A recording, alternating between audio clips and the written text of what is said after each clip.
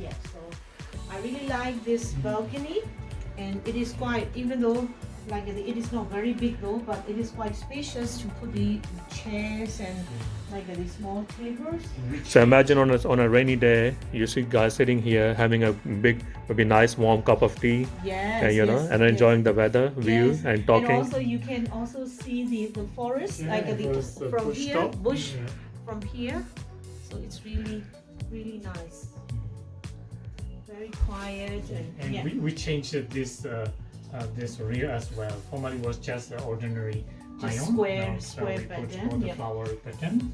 And another thing, we made big changes here. Formerly was there was an arch, and then so we Esteem has cut all the cuff and put a new frame, and then put a new mirror. And also I like the Colonial colonial bars and bars and stripes. For Oh, those. there's a Juliet balcony as Juliet well. balcony, yes, Juliet balcony as well. So it's all matched with the colonial bars and Juliet balcony. So And we also changed the. we also floor renovated tiles. the floor tiles. We got the new waterproofing.